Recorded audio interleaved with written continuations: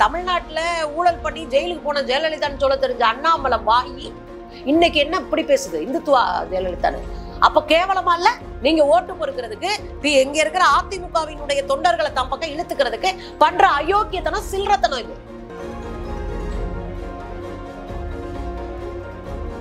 ஐயோ இப்ப கடவுள் சோதிச்சிருச்சேன்னு சொல்லுவோம் அப்படின்னு ஒண்ணு ஒவ்வொரு கட்டமா வச்சு செஞ்சிருக்காரு. டெஸ்ட் டியூப் பேபின்னா என்ன அவமானம்?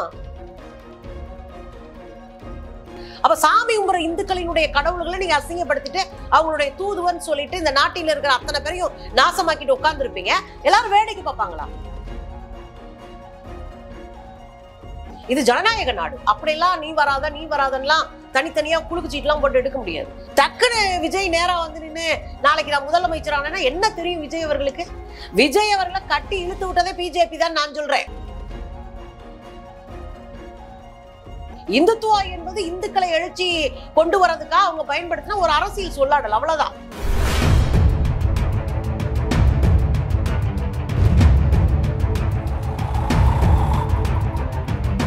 மாற்றுக்குரல் நேயர்கள் அனைவருக்கும் வணக்கம்.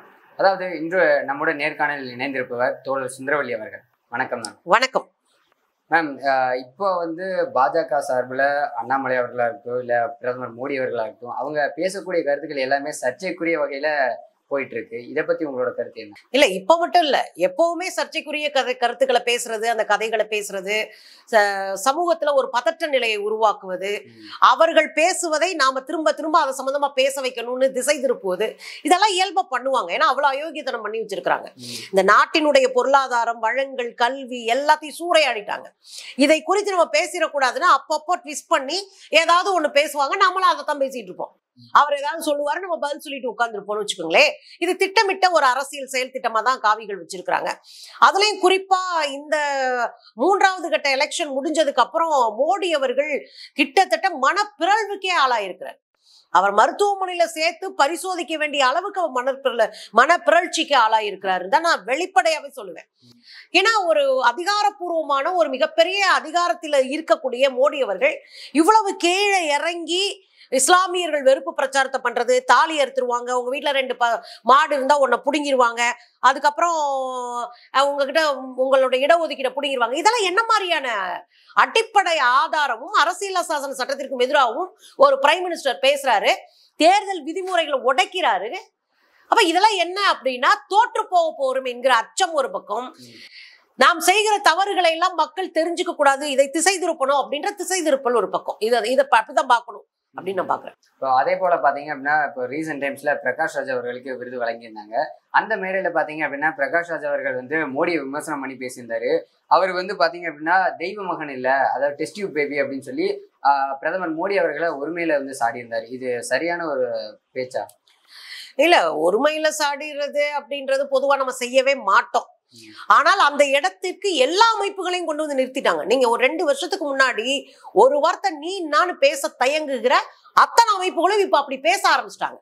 ஏன்னா அந்த இடத்தை கொண்டு வந்து இந்த காவி கும்பல் நம்மளை நிறுத்தி இருக்கு அப்படின்றதான். இவங்களுக்கு எந்த மொழியில சொன்னா தலையில ஏறும் புரியும் அப்படின்றதுக்காக சில மொழிகளை கையாட வேண்டிய அவசியம் எதிரில நின்று பேசுறவங்களுக்கு வந்துருது. இவர் பேசுனதுல எந்த தப்பும் இல்லையே.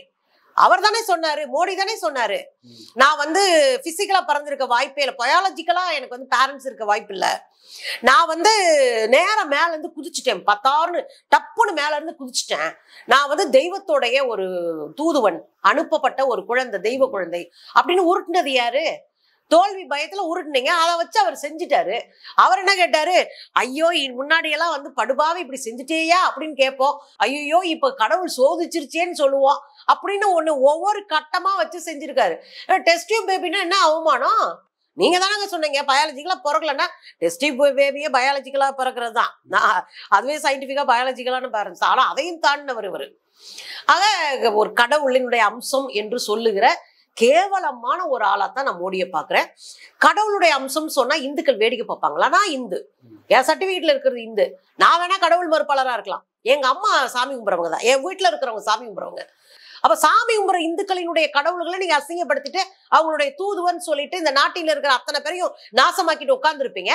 எல்லாரும் வேடிக்கை பார்ப்பாங்களா? கலைஞர்களுக்கு பொறுப்பு இல்ல? அதுல ரொம்ப அழகா ஒரு வார்த்தை சொல்லியிருந்தாருங்க. கலைஞன் ஒருத்தன் கோழையானா இந்த சமூகம் கோழையாகும்னு இருந்தாரு. அதுதான் யதார்த்தம். ஒரு கலைஞனுக்கு பொறுப்பு இருக்கு. அந்த காலத்துல நாடக கலைஞர்கள் எப்படி இந்த நாட்டினுடைய விடுதலைக்காக போராடினாங்களோ, இன்றைக்கு சினிமா கலைஞர்கள் கட்டாயம் அதிகாரத்திற்கு எதிராக பேசணும். அது பிரகாஷ் ராஜுக்கு மட்டும் தொழிச்சு விட்டதெல்லாம் கிடையாது. பேசணும். மோடி எந்த மொழியில் பேசுகிறாரோ அதுக்கு அந்த மொழியில தான் பதில் கிடைக்கும். ஆனா இன்னுமே சினிமா பிரபலங்கள்லாம் வந்து அரசியலுக்குள்ள வர்றது அப்படிங்கிறது இதெல்லாம் ஏத்துக்க முடியாது அப்படின்னு பலரும் வந்து சோசியல் மீடியால கருத்து தெரிவிக்கிறாங்க. பல தலைவர்களும் கூட சொல்றாங்க. இதை நீங்க எப்படி பாக்குறீங்க?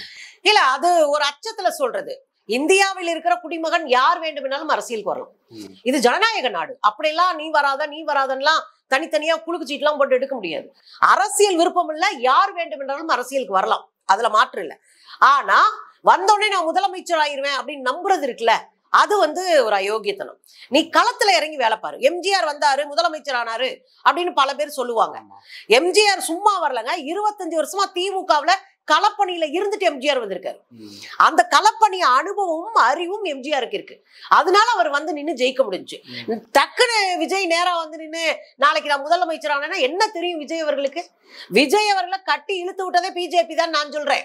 புசி ஆனந்த் வந்து பிஜேபியினுடைய கூட்டாளி. இப்ப பலிகடா ஆக்க போறாங்க விஜய. நான் அந்த வருத்தப்படுறேன். நான் விஜய் ரசிகர் வேற. நான் சின்ன வயசுல இருந்தே, நாங்க காலேஜ் படிக்கும் போது விஜய் ஹீரோ. நாங்களாம் பயங்கர ஃபேன்ஸ். எங்களுக்கு உண்மையிலே விஜய் பார்க்கும் போது அவங்க அப்பா மேலாம் ஒரு மிகப்பெரிய மரியாதை இருக்கு. திராவிட இயக்க சித்தாந்தத்தை தன்னுடைய ஸ்கிரீன்ல காட்டின ஒரு பெரிய கலைஞன் அவங்க அப்பாலாம். சோ இவரை இறக்கி கட்டி விடுறானுங்க. இதை அவர் புரிஞ்சுக்கணும். தெளிவான பாலிடிக்ஸ் இல்லாம அரசியல் இறங்கக்கூடாதுன்னு தெரிஞ்சுக்கணும். களத்துல போய் நிக்கணும், மக்களை சந்திக்கணும், போராடணும். தெளிவா இதுதான் என் அரசியல். நான் பிஜேபி எதிர்ப்பேன், ஏன்னா மதவாதம். நான் ஊழல் எதுக்குறேன்னா காங்கிரஸ் ஊழல் பண்ணுதுன்னு நீ நம்புறியா? நான் இவங்களை எதிர்ப்பேன், நீ சொல்லு.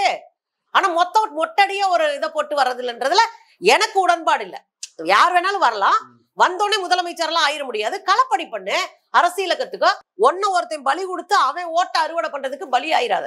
அதை நம்ம சொல்றோம். ஆனா களத்துல நின்று மக்கள் பக்கத்துல நின்று யார் வேணாலும் குரல் கொடுக்கலாம். பிரகாஷ் ராஜா இருக்கட்டும், இன்னும் தமிழ் சினிமாக்கள் எத்தனையோ பேர் கொடுத்திருக்காங்க. நம்ம விஜய் சேதுபதி இருக்காருல, அவர்லாம் வச்சு என்ன அடி அடிச்சாங்க. ஜோ பேசினாங்க மருத்துவமனை. கருத்து சொல்லலாங்க. ஒரு கலைஞனுக்கு அதுக்கு உரிமை இருக்கு. அரசியலுக்கு வரலாம், கட்சி ஆரம்பிக்கலாம், என்ன வேலை செய்யலாம். ஆனா ஏமாந்துடாதீங்க. அதைத்தான் நான் சொல்லுவேன். அதே போல பாத்தீங்கன்னா ரீசெண்டா இப்ப அண்ணாமலை அவர்கள் வந்து ஒரு விஷயம் ரீசெண்டா ஒரு பேட்டி கொடுத்திருந்தாரு. அதுல பாத்தீங்க அப்படின்னா அம்மையார் ஜெயலலிதா அவர்கள் வந்து ஒரு இந்துத்துவவாதி, அதுவும் தீவிரமான இந்துத்துவவாதி அப்படின்னு சொல்லியிருந்தாரு. இதை நீங்க ஏற்கிறீங்களா? இந்துத்துவா அப்படின்றதுக்கும் இந்துன்றதுக்கும் வித்தியாசம் இருக்குங்க. இந்துத்துவா அப்படின்றது இந்து என்கிற சொல்லாடலை வைத்து செய்கிற பயங்கரவாதத்திற்கு பொலிட்டிக்கலா கொடுக்கப்படுகிற ஒரு பேரு இந்துத்துவா. தத்துவார்த்தமா கொடுக்கப்படுகிற பேர் இந்துத்துவா. இது 80கள்ல அத்வானி பயன்படுத்திய ஒரு சொல், இந்துத்துவான்ற சொல். சோ அது வந்து ஒரு இந்து என்கிற ஒரு அடையாளத்தை, ஒரு மத வழிபாட்டு அந்த அடையாளத்தை தனக்கு சாதகமா அரசியலா பயன்படுத்திக்கிட்டு எல்லா சில்லறத்தனமும் பண்ணி மக்களுக்கு எதிரான ஒரு மிகப்பெரிய திட்டமிடலான பயங்கரவாதத்தை தூண்டுவதற்கு இந்துத்துவான்னு பேரு. ஏன்னா அவங்க சொல்லுவாங்க இது வாழ்வியல் முறை, அப்படிலாம் ஒண்ணுமே கிடையாது. அப்படி அத்வானியே சொல்லல. இந்துத்துவா என்பது இந்துக்களை எழுச்சி கொண்டு வர்றதுக்காக அவங்க பயன்படுத்தின ஒரு அரசியல் சொல்லாடல், அவ்வளவுதான். ஆனா இந்துன்ற நம்பிக்கை இருக்குல்ல, அது வேற. இப்ப நான் ஒரு கோயிலுக்கு போறேன், ஆனா எனக்கு மோடியை பிடிக்காது. மோடியை பிடிக்காதுன்றது என் அரசியல். நான் கோயிலுக்கு போறேன்றது என்னுடைய பக்தி, என்னுடைய சமய நம்பிக்கை. நீங்க தமிழ்நாட்டுக்குள்ள 1.5 கோடி பேர் அத்திவரதரை போய் பார்த்தாங்க. அத்திவரதரை 1.5 கோடி பேர் போய் பார்த்தாங்க. ஏன் ஒருத்தர் கூட ஓட்டு போடல? ஏன் பிஜேபி ஜெயிக்கல? அதான் யதார்த்தம். அந்த கலை யதார்த்தத்தை நம்ம புரிஞ்சுக்கணும். சோ ஜெயலலிதா அவர்களை பொறுத்தவரையில அவருக்கு கடவுள் நம்பிக்கை பெருசா இருக்கு. அவங்க சின்னதா நாம வைக்காம வரமாட்டாங்க. அவங்க இன்னொன்னு சொல்ல போனா அவங்க வைணவர், அதாவது கிருஷ்ணனை கொண்டாடக்கூடிய ஒரு சமூகத்துல பிறந்தவர். ஆனா ஜெயலலிதா அவர்களுடைய வாழ்க்கையை ரெண்டா நான் பாக்குறேன். நான் அவங்களை தொடர்ந்து நான் பள்ளிக்கூட காலத்துல இருந்து ஃபாலோ பண்ற காலம். 90கள்ல நான் பள்ளிக்கூடம் படிச்சுட்டு இருந்தேன். 90கள்ல இருந்த ஜெயலலிதா முதலமைச்சரா முதல்ல வந்த ஜெயலலிதாவுக்கும் மரண தருவாயில் இருந்த ஜெயலலிதாவுக்கும் மலைக்கும் அடுக்குமான வித்தியாசம். 90கள்ல இருந்த ஜெயலலிதா கடவுள் நம்பிக்கை இருக்கிறவரு, யார் எது சொன்னாலும் அதை உண்மையா இருக்குமோ அப்படின்னு நம்புறவர். ஆனா ரீட் பண்றவங்க, வாசிக்கிறவங்க, ஜெயலலிதா அதெல்லாம் குற்றம் சொல்ல முடியாது. அவங்க தொடர்ந்து வாசிக்கிறவங்க, ஒரு பெரிய நூலகமே அவங்க வீட்டுல இருக்கு, வாசிக்கிறவங்க, அதெல்லாம் நான் குற்றம் சொல்லல. ஆனா அவங்க 90கள்ல ஒரு இந்துத்துவாவை உள்ளடக்கிய ஒரு அரசியலா அவங்க தன்னை புரிஞ்சிருந்தாங்க. அந்த சமயத்துல மோடி ஈடி 50 பேரும் ஃப்ரெண்டா வர இருந்தாங்க. சோ அதை ரெஃப்ளெக்ட் பண்றதா அவங்க அரசியல் இருந்தது. நீங்க 90ல அவங்க முதலமைச்சர் ஒண்ணுமே பண்ணல. அவர் கல்யாணத்தை பண்ணி வச்சு சிக்கி ஜெயிலுக்கு போனதான் மிச்சம். நீங்க அதுக்கு பிறகு திரும்ப வந்த ஜெயலலிதா ஆக்ரோஷமான ஒரு திராவிட அரசியலை கற்றுக்கொண்ட ஜெயலலிதாவா இருந்தாங்க. நீங்க அதை மறுக்கவே முடியாது. அவங்க கோயிலை பத்தி பேசலாம். கோயிலை பத்தி பேசும்போது கூட அவங்க தெளிவா அந்த பேட்டியில சொல்றாங்க, அதான் இப்ப நம்ம ஆட்டுக்குட்டி அடிச்சு விடுது, அவங்க அன்னைக்கே வந்து இது பண்ணாங்கன்னு கோயிலை பத்தி பேசுறாங்க. ஏன் இந்தியாவில ராமர் கோயில் கட்டக்கூடாதா? ஆனா டிஸ்பியூட்டா இருக்கிற அந்த இடம் இருக்கு இல்லையா, அந்த பிரச்சனைக்குரிய இடம் இருக்கு இல்லையா, அங்க போய் ஏன் கட்டணும்னு கேக்குறாங்க. பிரச்சனைக்குரிய இடத்துல கட்டணும்ன்ற அவசியம் இல்லை. இந்தியா பெரிய இந்தியா, இங்க எங்க வேணாலும் நம்ம கட்ட முடியும் அப்படின்னு தான் அவங்க சொல்றாங்க. நீங்க இப்ப சொன்ன கருத்து தெளிவா புரியுது. ஆனா அண்ணாமலை அவர்கள் சொன்ன விஷயம் என்னன்னா, அதாவது ஜெயலலிதா அவர்களே வந்து ராமர் கோயில் கட்டுறதுக்கு ரொம்ப ஆசைப்பட்டாங்க, அவங்க வந்து அதை கட்டணும்னு முனைப்பு காட்டினாங்க. ஆனா இப்ப வந்து நீங்க ஏன் எதிர்க்கிறீங்க அப்படிங்கிற மாதிரி இன்டைரக்டா கேட்கல. இல்ல, ராமர் கோயில் இந்தியாவில் எங்க வேண்டுமானாலும் கட்டலாம் அப்படின்னு விருப்பப்பட்டவங்க அவங்க. ஏன்னா அவங்க ராமரை வழிபடக்கூடியவங்க, ஒரு வழிபாட்டு மனசோட அவங்க கேட்டிருக்கலாம்.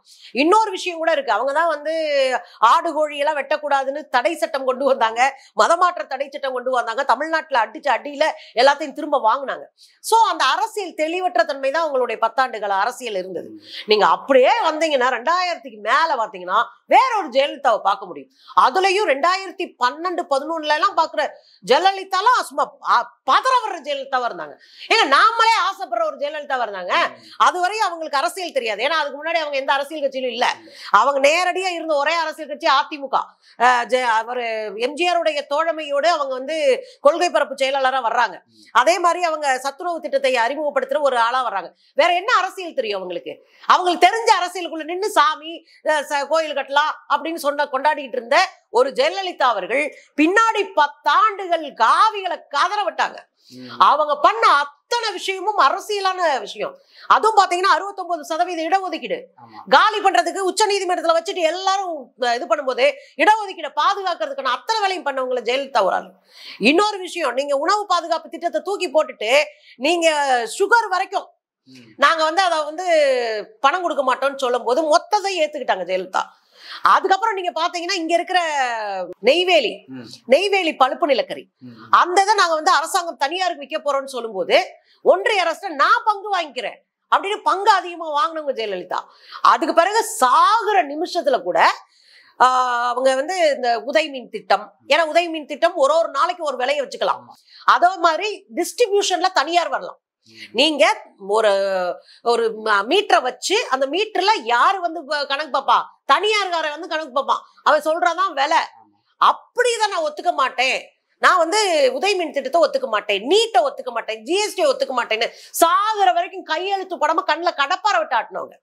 நீங்க ஜெயலலிதாவை அவங்க வாழ்ற காலத்துல நான் எதிர்த்தாலும் களத்திலையும் சரி மீடியாவிலையும் சரி நின்று அடிச்சாள். நானு ஜெயலலிதாவுக்கு எதிராக அவ்வளவு வேலை பார்த்திருக்கேன், களத்துல நின்று அவ்வளவு போராட்டம் நடத்திருக்கேன். ஆனா கடைசி காலகட்டத்துல ஜெயலலிதா ஒரு திராவிட இயக்கத்தினுடைய தலைவரா மிளிர்ந்தான்றது யாருக்கு மாற்றம் இருக்காது.